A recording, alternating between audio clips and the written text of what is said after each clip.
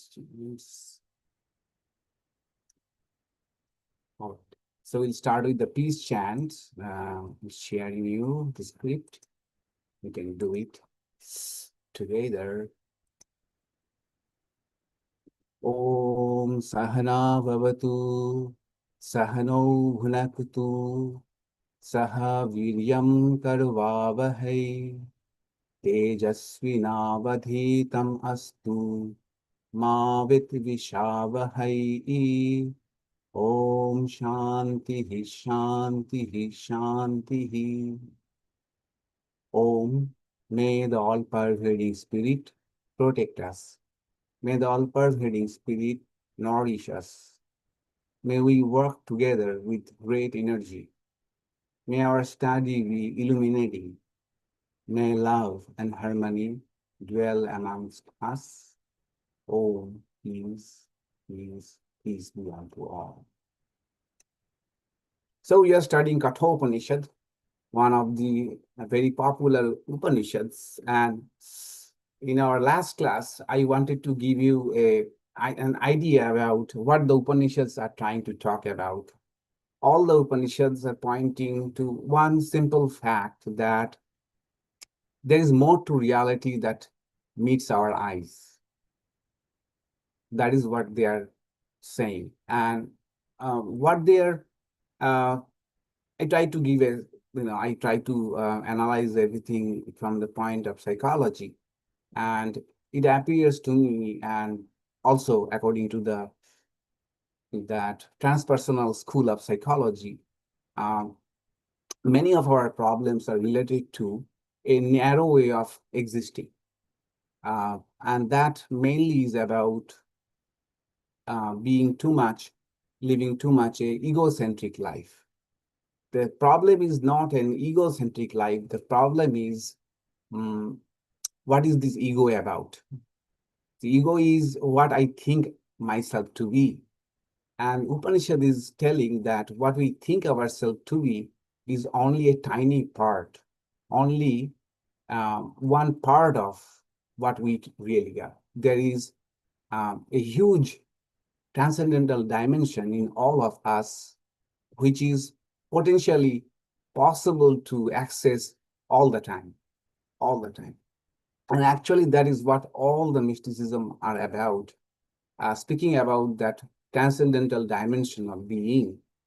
And so that is Upanishad is talking about, that what our transcendental dimension is like, and how can we access that transcendental dimension. Incidentally, I have started also right 2 days ago exploring Zen Buddhism. I had a general idea about Zen Buddhism, but now I've taken up it seriously. But the reason is simple, that probably I have to go to Harvard Divinity School this year. And and there I have to take some courses. And one of the courses I want to take is Buddhism, theory and practice. So I am warming up to Zen Buddhism, which I wanted to. So Zen is talking about the same thing in a different language. Zen is talking about Zen mind, a beginner's mind, which is just no mind, which is no mind at all. It is a way of being where we live so expansively that we are not tied to stories, narratives that is going on all the time about who we are, what we want, our past, our aspiration, future, memories, all of it are a narrative self is going on. But beyond all these narratives, there is a transcendental self, which is a higher way of living in this world. And we see that. And illumined people, what we see, even forget about even illumined people, people who are regarded as spiritually advanced. In all of them, we see that they live their life out of an expansive idea of self. So they are not, bogged down, or they do not concern themselves too much about petty things, which we get caught up with. Where is that expansion? Where is that expansive idea of self coming from? And that is what the essence of all spirituality, all mysticism. Upanishad is also a mysticism, by the way. Upanishad, the word itself is means the secret, the mystery. The mystery is simple mystery that although we are thinking ourselves as limited, our idea of who we are ends to our body, whatever is our the physical dimension, there our idea of self ends. But Upanishad is trying to say this is only a part. It is only an tip of the iceberg. There is much more to explore, much more to explore. So this is the general idea about our higher nature. And now Upanishad is now speaking it in verses in their own way, and some of them are paradoxical, some of them are shocking. So we shall explore, okay? We shall explore the verses. The first verse that we are going to read, verse 2.18, I have already shared with you. It is about, now if you look at it, this is the first direct answer to the question that the Upanishad started with. A young boy, Nachiketa, he asked Yama that after death, what happens? Some people say that we exist, some people say we don't exist. What is the truth? So Yama immediately did not reply to that question. He told many things we have seen about the life of a good life versus a life based on pleasure, and all of these he has spoken about before. Now he is directly answering the question. What is the verse? 118. Yes. Now, interestingly, next two verses come almost in these forms in Bhagavad Gita. Bhagavad Gita also, these two verses appear, but not one after the another. There are some verses in between, but almost in similar pattern. So these verses, na jāyate mriyate va vipaścit, na ayam kutaścit, na babhūva kaścit, ajaḥ śāśvataḥ ayam purāṇaḥ, na hanyate hanyamāne śarīre. The self is never born, nor does it ever die. It does not come from anywhere, nor was it ever produced by anything. It is unborn, eternal, everlasting, without beginning. It is not killed when the body is killed. Okay. So now about this transcendental self, the Upanishad is saying that to answer your question, Nachiketa, that what happens after we die, Yama is now telling that the essence of what Yama is telling is very paradoxical. It is we die, and again we don't die. Okay. Both are true. Both are true. We die, but at the same time we don't die. Why I say that? That this is being spoken about, that spiritual realization of the ancient seekers. Vipaścit, here comes a word in this verse, vipaścit. Vipaścit means the wise one.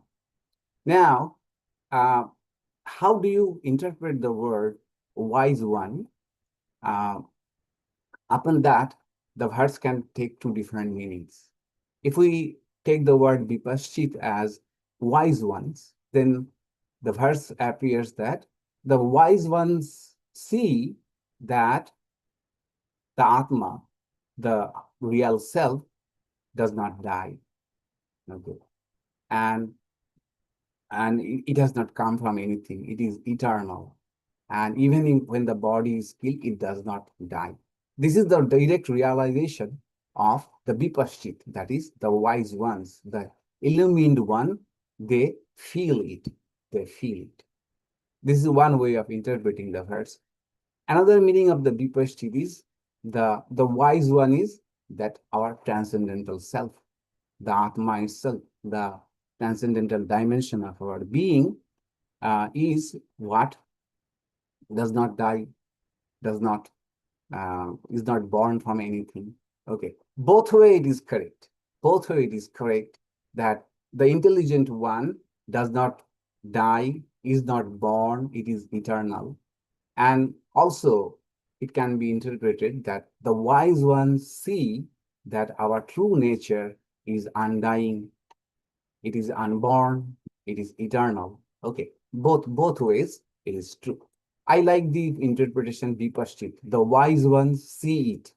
Okay, it is not a proclamation, but it is the experience of the realized seekers or realized people. So what do they see? That not born and not die. So anything, according to the Upanishad or Vedanta, anything that has been created go through 6 stages. 6 stages, okay. Asti, jāyate, vardhate in Sanskrit. These are called 6 waves of life.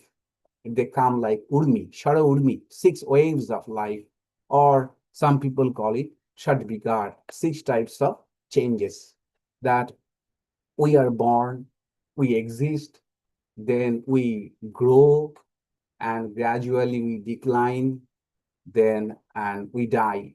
Okay, like this, there are 6 processes. Upanishad is only taking the two, first and the last one. That all of these that we see in the things in the world, that anything that has come to existence will go through all of these phases, and someday it will vanish or get destroyed, will be transformed into something else. But this is not true about our spiritual self, our spiritual dimension. Our spiritual dimension is such that it is never created. It is not a product of anything. It's not a product of anything. That is to say that the materialistic interpretation of our consciousness or awareness, that brain is the producer of consciousness. Consciousness comes from brain.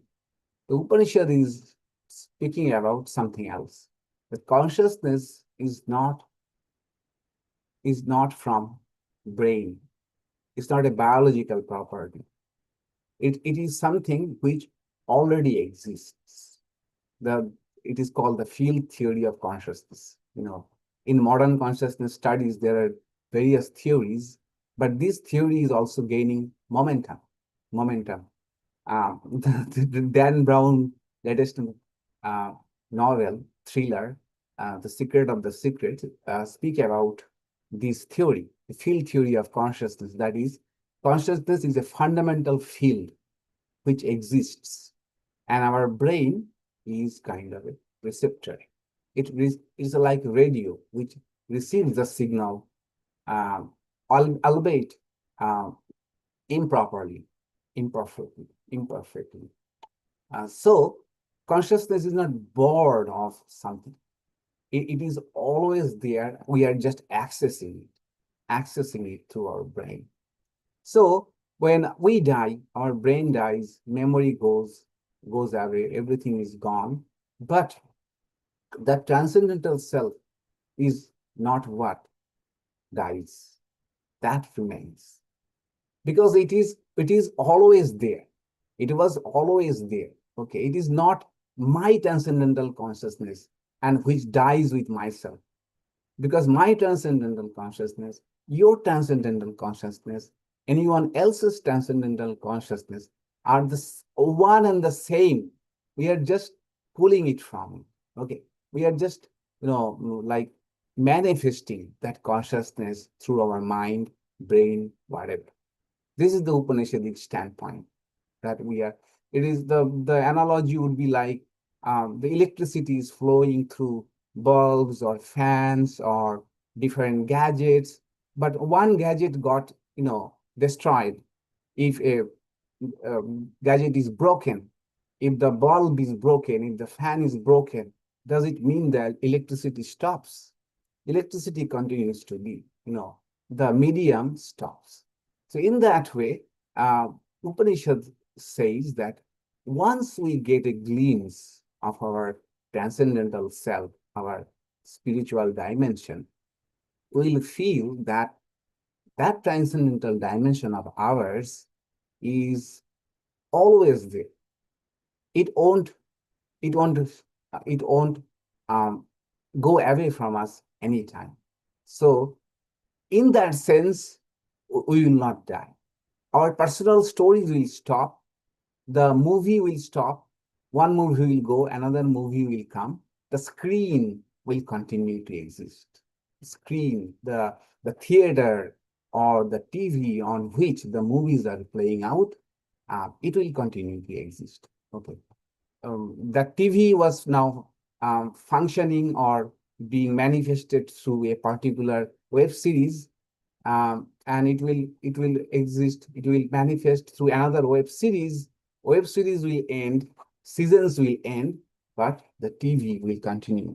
In the same way, we may die, but our transcendental self, that won't die. And this is not a theory, because we see that this is what all the mystics, all the illumined people from all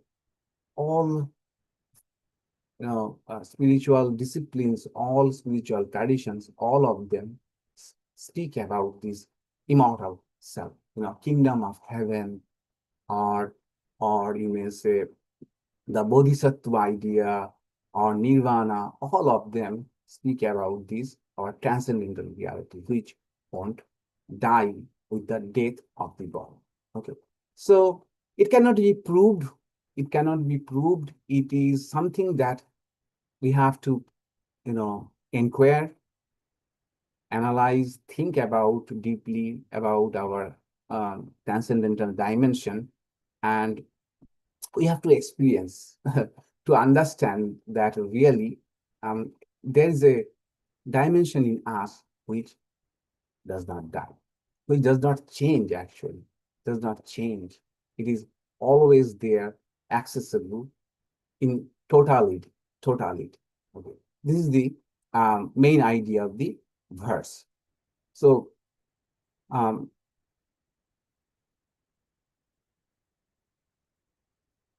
yes, another example I noted down.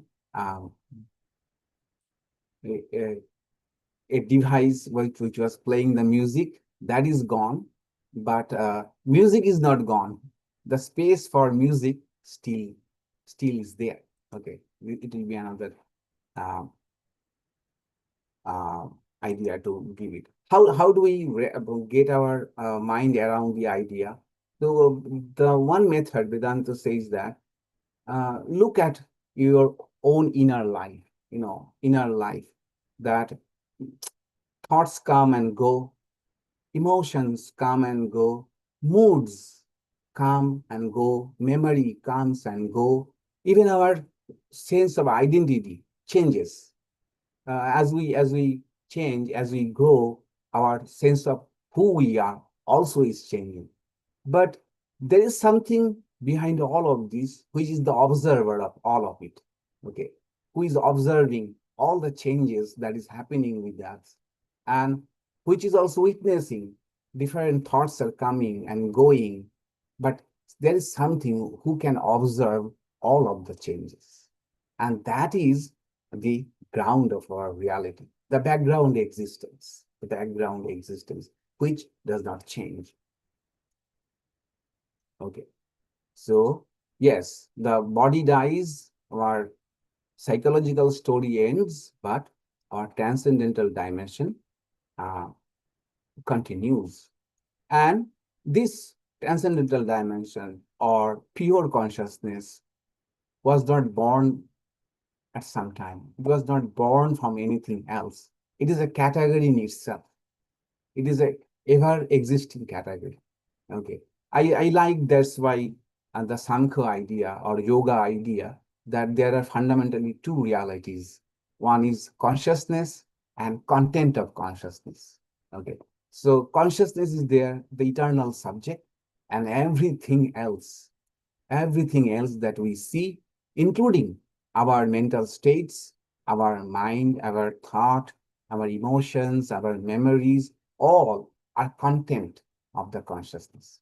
Content consciousness if it's a vessel, and the content is everything else. These two fundamental realities are existing side by side, and they continue to exist. The material things keep on changing, like one thing gets transformed into another, but contents, they remain as contents of consciousness, and consciousness, the subject itself, is never changing. It is the pure awareness, pure awareness. Even if there is no content to be aware with, to be aware about, the observer is still there. Is not it? Even if there is nothing in the cup or the container, still the container exists.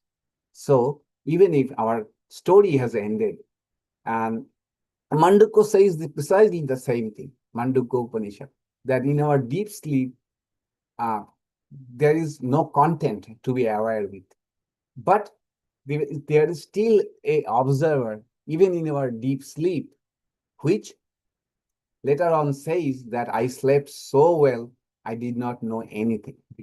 Did not know anything. So the awareness was there, but there was no content to be aware with. Okay. So it exists irrespective of whether the content is present or content is gone. It continues to exist. And it was not born from anything. And nothing has come out of it. Nothing also has come out of it. That is, one way of understanding it is nothing which is different from it has come out of it. Okay. So in that transcendental dimension, if you have remembered that when we live in that transcendental dimension of our existence, we feel that I am not and separate something. All of it is me. All of it is I. All of it is I. The boundary between the subject and object becomes very blurry. And we feel a sense of oneness with the entire existence, sense of oneness. So that means that there is nothing which is different from me, nothing which is different from me. Another way would be saying that this consciousness, pure consciousness, it did not transform into anything. It did not become anything. It has remained as it is. It has not transformed. So nothing has come out of it. It is existing as it is. As it is. Nothing has come out of it. And eternal, everlasting, śāśvataḥ means which is always new. And purāṇaḥ means ancient one, the ancient one. And Acharya Shankara, here he adds that which purāṇo api nava, that which is ancient but always fresh. Even it is the ancient one, eternal one, but it is always new and fresh. This is exactly what you will find in Zen Buddhism, that this no mind is a very fresh something, fresh mind. Every moment is a new moment. Everything is a possibility. Every moment is a new moment, a fresh moment, like a child's mind. child curious, anything might happen. And that is Jen is talking about. Jen says that, what happens, we become automatic, we Zen says that beginner's mind is the uh, ultimate thing, beginner's mind. And ours mind is um, expert's mind, expert. Expert mind means experts know everything. We know everything. This moment will be like this. This is the same rice. I know how ice cream feels like. I know. But the beginner's mind is everything is a fresh look, as if I have never tasted ice cream before, as if I have never met you before, as if I don't know you at all. First time I am meeting you. That is the beginner's mind. Beginner's mind is the Zen mind. And this is what Upanishad is also pointing to, that always fresh, ancient, always slain, and not slain when the body is slain. So when slain means when we kill somebody, what happens? When we kill somebody, so with my body mind, I am killing someone's body, and but my transcendental self and your transcendental self is not involved in any of these acts, in any of these acts. And in that transcendental dimension, there is no doing. It is only being, just being, just be. That is. So no doing is possible. So if I kill you, my body gets a punishment according to the rules of law, but the transcendental dimension of me is not involved in any of this. In that sense, that when if body is killed, if someone is killed, actually that is not killed. So this is the basis of the paradox, that we die, we also don't die. We die in one sense, our temporal sense, our empirical sense, our um, felt sense, that we are gone, we are dying. But in that transcendental dimension, there is no death, no death. So, question, please feel, ask your question or any clarity.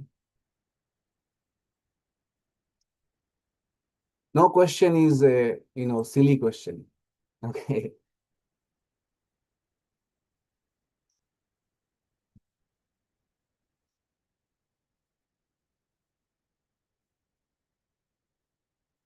You can unmute and ask. Swami, Preeti's hand is up. Who? Oh, Preeti. Yes. Preeti ji, go ahead. Pranams, Maharaj. Yes. This might be like a silly question, really, but so when we talk about consciousness, the way I understand is that the I sense that we have can be termed as a reflected consciousness. And so my question really, if that is correct, then when we are asleep, especially in deep sleep, the mind, which is the reflecting medium for this consciousness, is also not active. Of course, the body is not active. So at that point, the awareness that we have when we wake up, that we have a continuity, and so that is the pure consciousness, then that is providing that at that point very specifically. Oh, say that again. Ask that again. Yeah. So consciousness is the base for everything, all our experience of any kind. So it's always ever present in every experience. But specifically when you talked about today, the contents versus, yes, the container. So in deep sleep, the I sense is also missing, because which I understood before as reflected consciousness. So because the mind is not working also.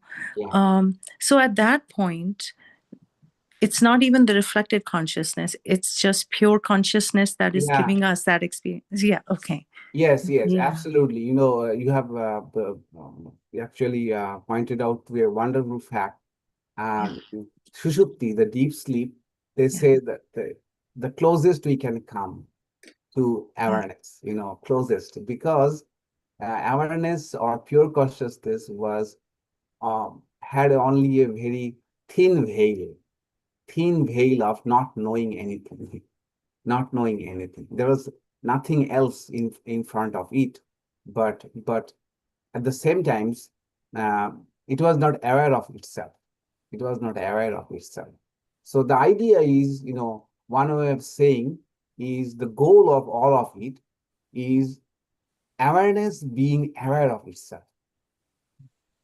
Now, awareness is all turned outward and experiencing things, but how awareness can be aware of it?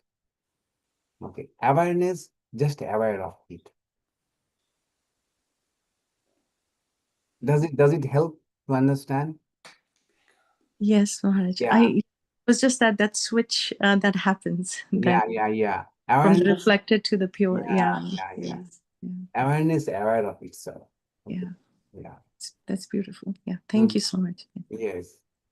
Yeah. And this is also, I know, Patanjali Yoga, if you have read. This is the goal of Patanjali Yoga. Tada drashtuhu sarupe avasthanam. There means in that state of yoga where there is no thoughts in the mind, then drashtuhu, the subject, the witness is sarupe avasthanam.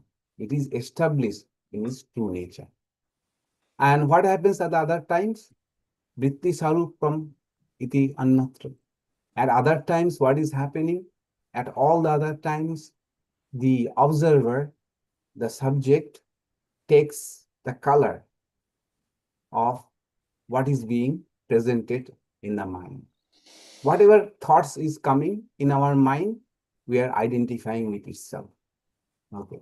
Some thought, some memory, some idea, some aspiration, some future goals are appearing in our mind, and we are identifying ourselves with all of it.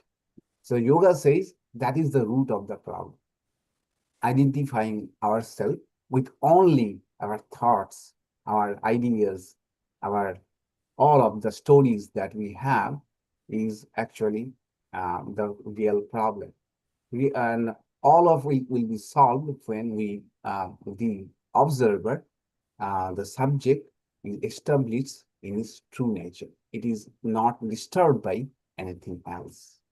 Then it will come to know itself. Okay. Yes, Mrs. Mukherjee.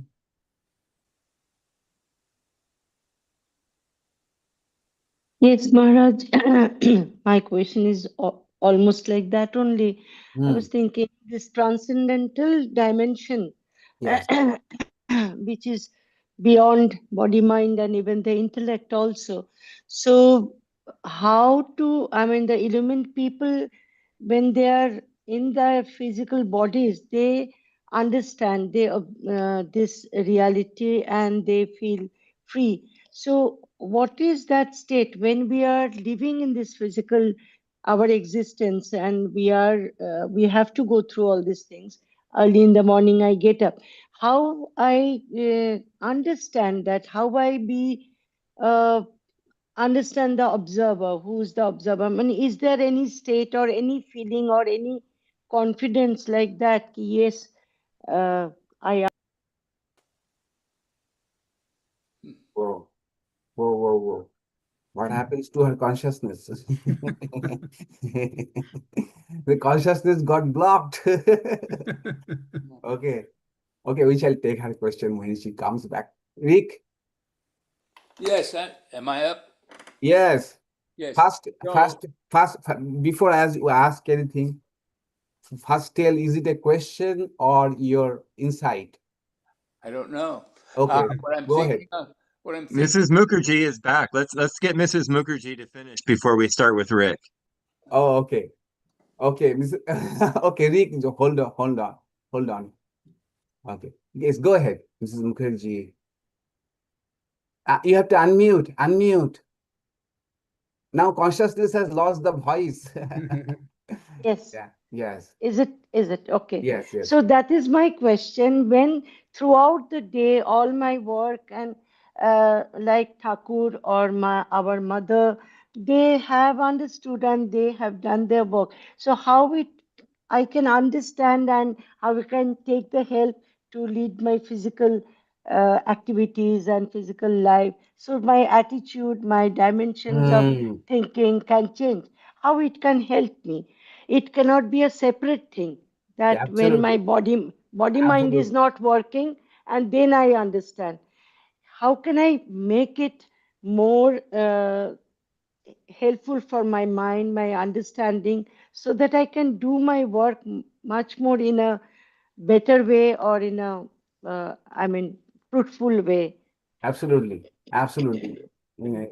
In fact, we do much better when we live in a higher state of being.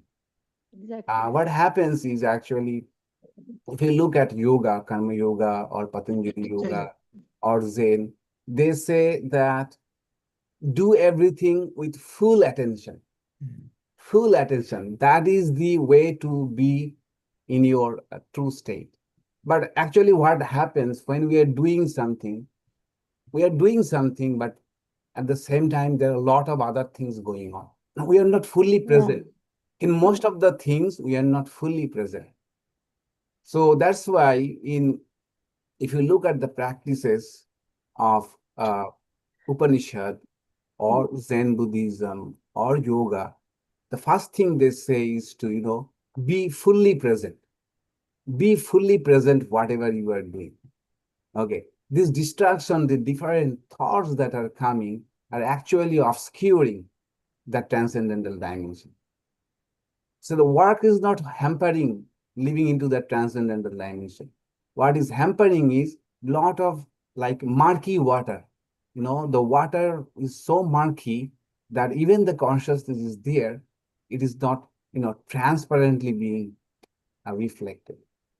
And that's why you will see that spiritually advanced people or those who are revered in every tradition, every types of religion and spiritual traditions, one thing you will definitely observe in them, tremendous focus.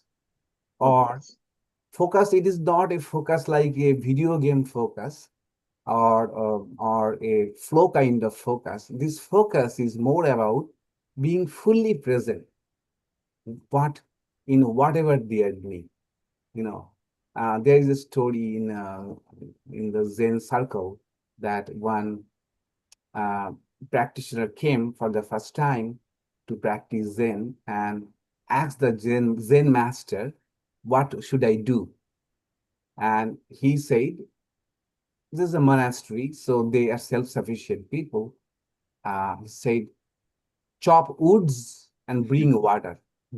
Chop woods and bring water. This is your spiritual practice." So he kept on doing it. He understood that this Zen master, since he has said it, there is something in it. He kept on doing and understood in the course of the years that the practice was when you are chopping wood, just chop wood. And where bringing water, bring water. Okay. That is your full attention. Okay.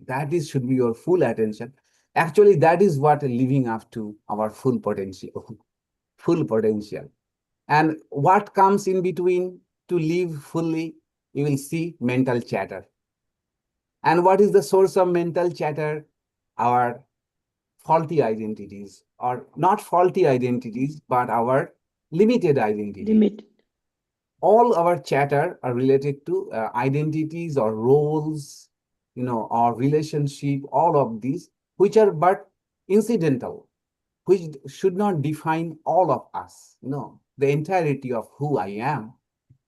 So he got the illumination.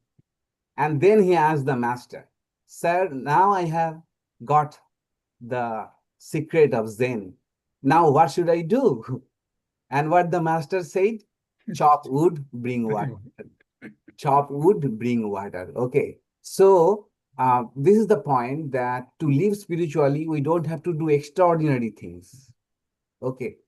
This should be kept in my mind, that living spiritually does not mean doing extraordinary things which others cannot do, but doing the ordinary things extraordinarily. Now, what is the extraordinary? Being fully present.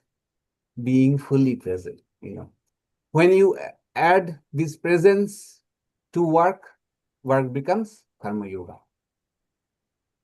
Bring this presence to your worship, your devotion, it becomes bhakti yoga. Okay. Brings the same attention to your philosophical inquiry, the full presence, it becomes jnana yoga. Okay. And bring this full presence to what is happening in your mind and thoughts, it becomes Raja Yoga or Patanjali Yoga. Okay. The fully present, being fully present. In fact, Swami Vivekananda said that once the soul is raised from his slumber, glory will come, power will come, and everything excellent that is in us will come. And he went on to say, if we realize our true nature, a farmer will be a better farmer. A industrialist will be a better industrialist. So we don't have to abandon whatever we're doing, okay? We have to just do in from a higher consciousness, okay? That is the idea, okay? Thank you so much, Maharaj. It Yes. really gives us. Yes. Yes. Now, Rick, go ahead.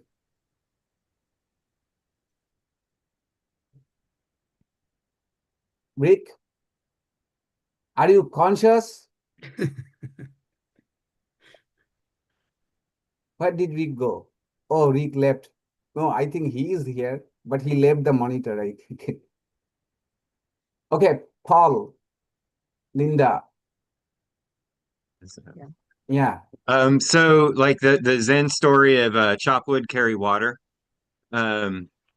Like the import of that story is like an enlightened person will continue to do the same thing as they did before, only they do it with a different perspective. Yes. So can you please relate that to our Swami Shraddhananda's concept of seeing God with eyes open? Yeah. Yes. Tell me that. What Well, was? so what I'm thinking is like in the sense that like eyes open means okay, you're not in meditation. Yeah. You are out there doing your work, Yeah. but you're seeing God, you're seeing Atman or you're in touch with your transcendental self. Yes. But while you are like participating in worldly activity. Right.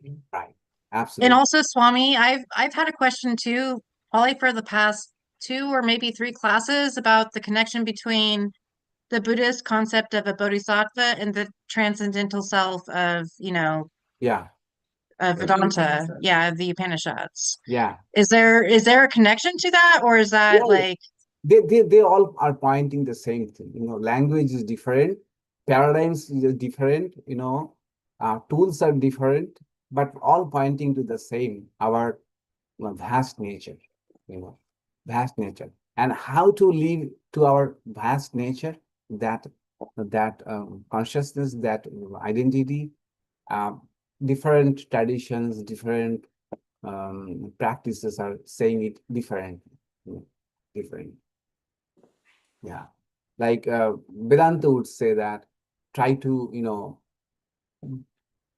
don't try to associate so much with your ego self, try to associate yourself with a higher self, And the thing is, this higher self, we kind of,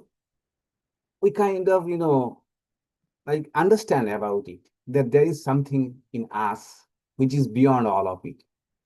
It is not absolutely unknown to us. The only thing is, it is elusive to us, elusive. But from moment to moment, we we can still feel that there is something in us which is transcendental, which is beyond all of it, which even when I am going through all of this suffering and all of it, there is something in me which is, undisturbed. And that is Upanishad is saying that tap that one which does not change. Okay, that is the truer version of you, truer version. Yeah. Subhash. Yes, Maharaj. Yes. This thing, be fully present, does that also mean like being the witness of whatever is going on, being fully established? Yeah. Yes. And Trying to be the witness of things. Yeah. to the extent that Yeah. people, But the problem is, the problem of this witness the practice of being a witness is there is a trap in that. The trap is the story that is playing on inside is fascinating. Fascinating. So one may try to get habituated or start liking the stories, what is going on inside. And if you look at these stories come in different shapes, but most of the fundamental narratives are same. A pattern, going on. So if you just try to be witness of all of it, you can caught up in the fun of witnessing all of it, the joy of watching. That many people actually get caught up in meditation like that, continuously, stargazing, like, what is going on inside, so fascinating things going on, all of it. But exactly that is not what Upanishad is saying. Upanishad is trying to say that you intuitively know there is a higher dimension in you, okay, and try to live up to that higher dimension. The reality will, in time, will present yourself in full clarity, in full clarity. Yeah. Swamiji, I have a question about the witness as well. Yeah. I'm gonna try and see if my video works. Yeah, it does. I don't know how to ask this now. Okay, so consciousness, Brahman, is the only thing there is, right? Everything else is appearing in it. Am I correct there? Go ahead. Anyway, so I was thinking, who's witnessing what then? So where does this witness thing even comes in? I get tangled up in that myself. Yeah, absolutely. I'm That is really the- happy you use the Yeah. word entangle, because I've always been Yeah. wondering who's witnessing what, because there's just it. No, there is just it. You are talking from theoretical perspective. Do you Oh. really feel there is only one Brahman? Do you really feel that there is only Brahman, nothing else exists? Or you are just speaking it from what you From have studied? theoretical, yeah. Yeah, theoretically, exactly. So don't go into that, okay? Don't go into all of these Brahman and things, how it came from it. That's why I would say, start with what you can, understand right now. Right now, we can all understand that there are two types of things we are seeing. That one is the subject, and subject is knowing things. Okay, that nobody can deny. Okay, and if you go into Brahman, everything has come from Brahman, nothing exists other than Brahman. These are contestable facts. Okay, contestable. These are philosophical things and polemical. It can be challenged by anyone else. Okay, try to avoid that path.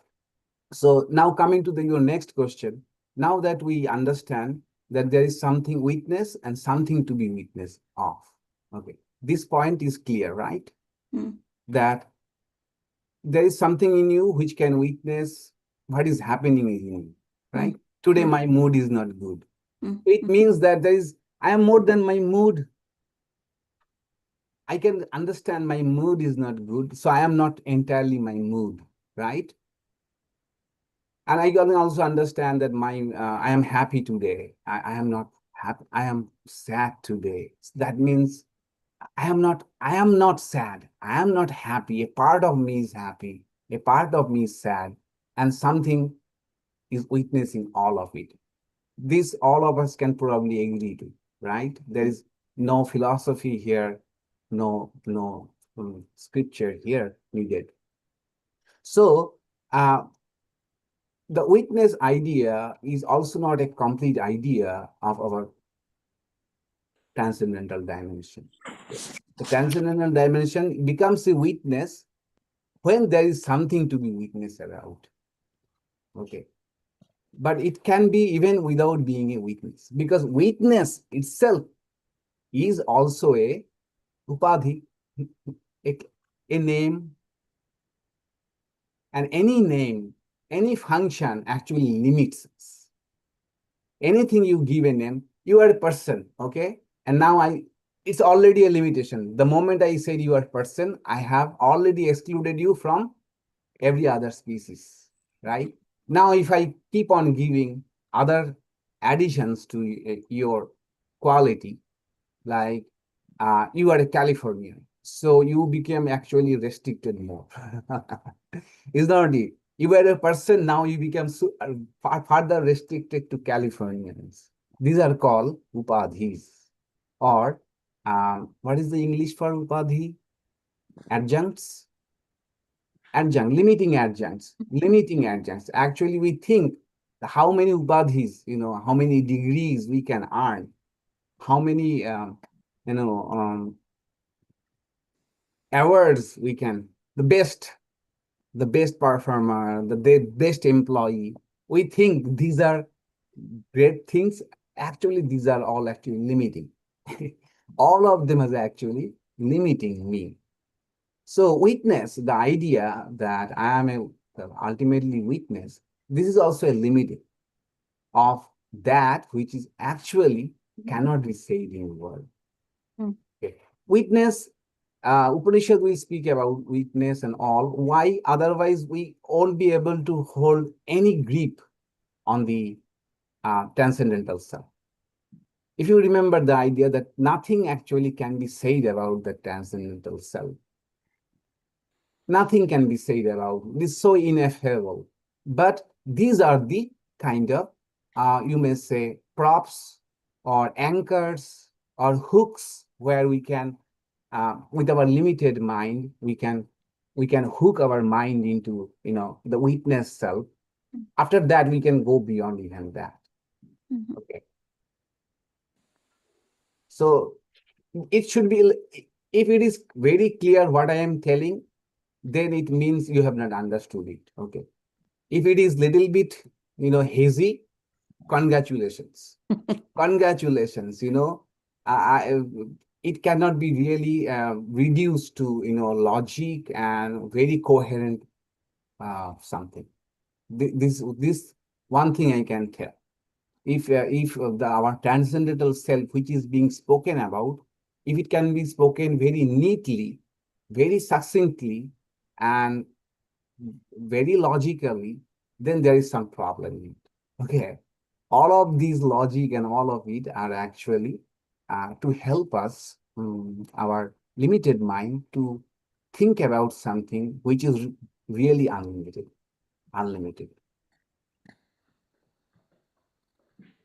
Thank you. Okay. Thank you.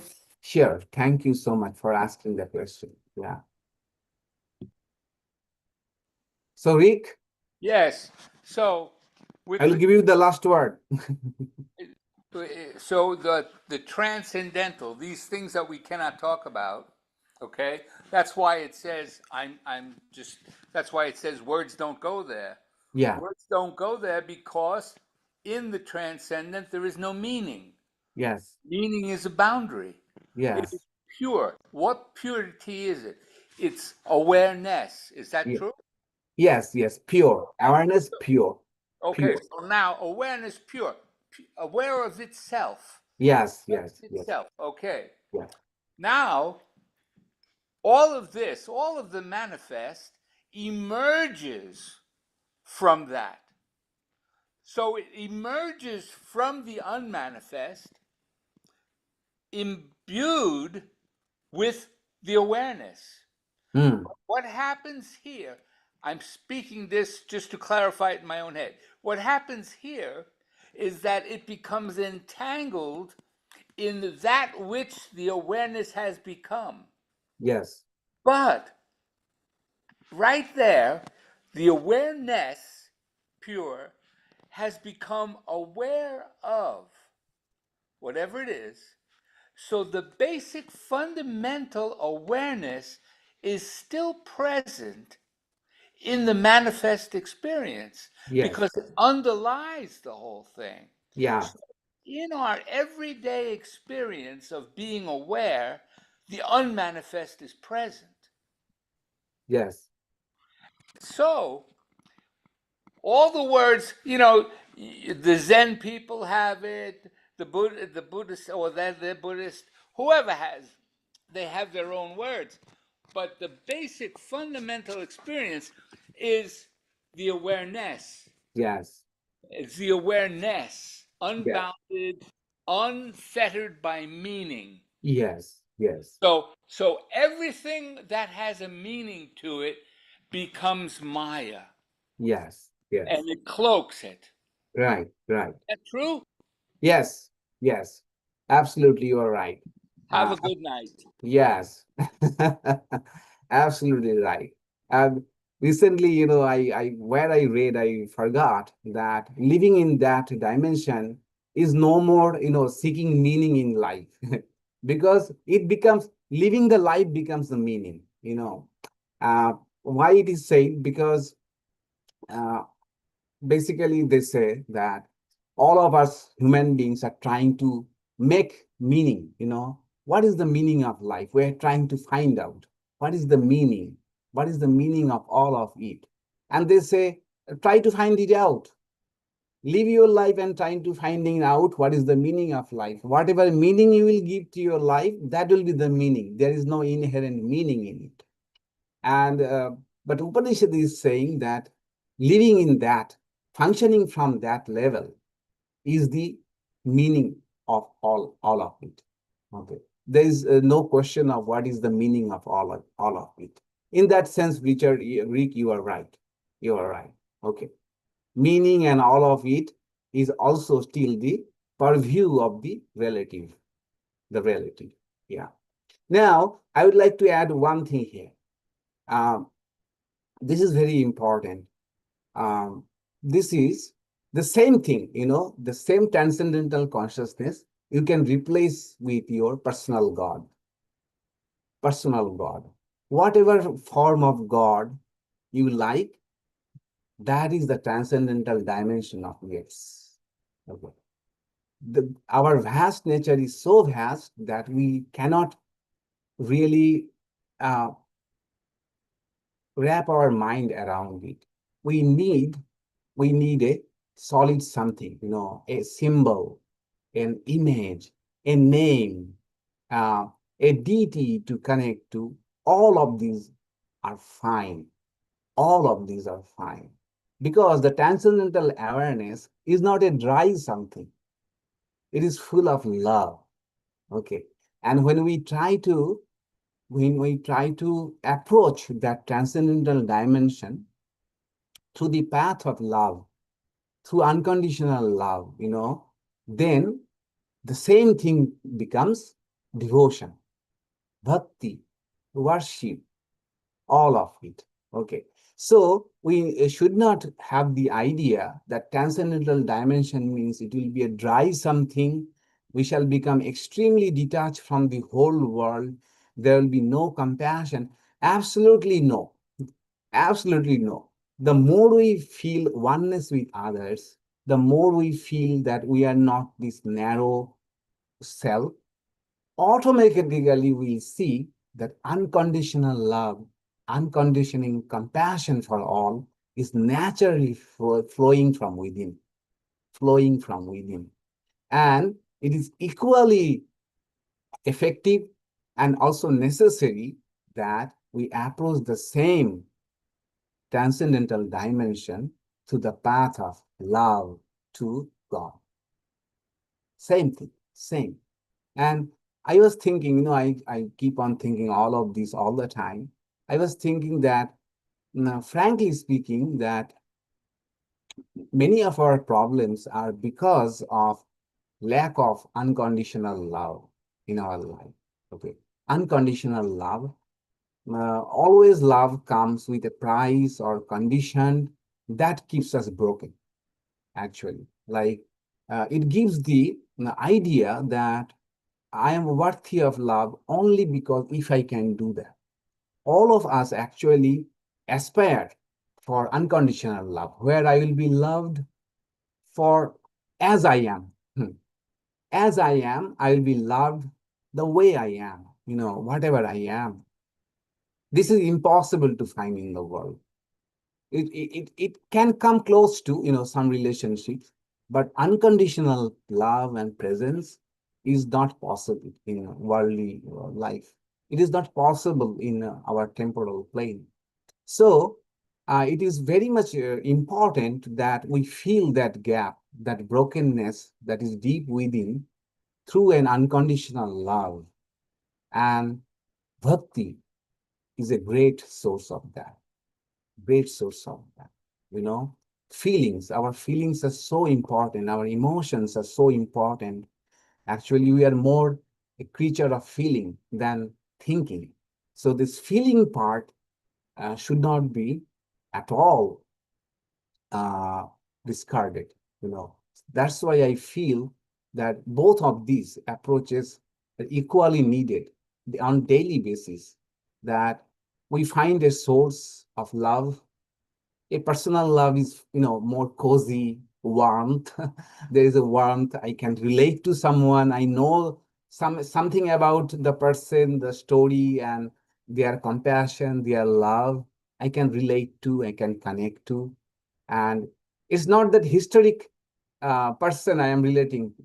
I'm relating to that ideal, the transcendental dimension that got manifested in such a large amount in these personalities. So I am trying to connect with them to the path of love, to the path of love.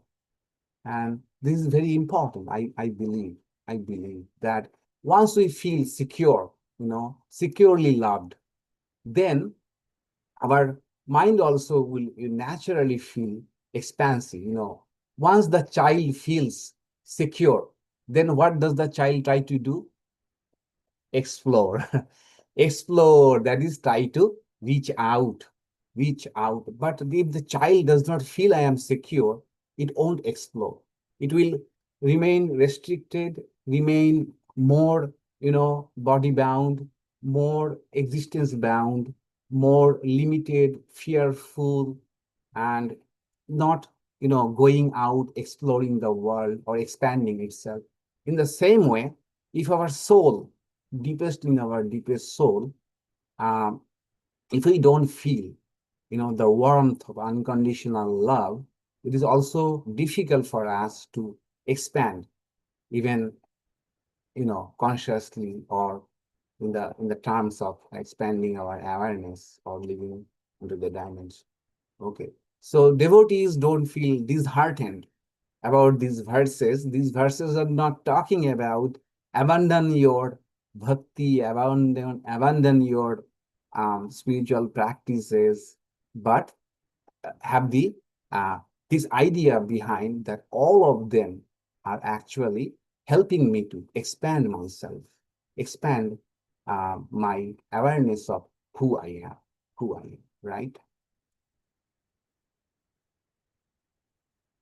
All right, sounds good. We covered one. Next verse is also about the continuation of the same idea that if someone thinks I am killed, and if someone thinks I have killed, they don't know, because ultimately no one kills nobody. Okay, so we shall come to that controversial verse, which praises killing. No, it does not praise killing. It is a point to prove. We shall see in our next class. Okay.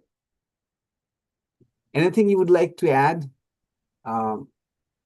Any comment or any observation? Thank you. Yes, yes. Thank you.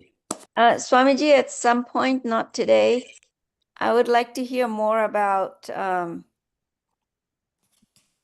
the one-pointed concentration. You were talking about chop wood and yeah. And if you could throw in your idea of going beyond time in the same sentence as one-pointed concentration, I'd like to hear about that. Yeah, absolutely. These are so connected, so connected. Yeah. Next, sometime. I Yeah. just want to hear that. Thank you. Yeah, sure. All right, then I say goodbye. So it's the beginning of a year. Are you up for a guided meditation? Yes. Okay, a short Yes. 20-minute Yes. guided meditation. All Yep. right. All right. Okay, so guided meditation, which will start in a moment. Before that, I say thanks for joining the class and see you next week. Okay? Yes. Okay. Okay, Jumbo. Am I down? All right. So I'll take a 1 minute of break. Okay. You can also take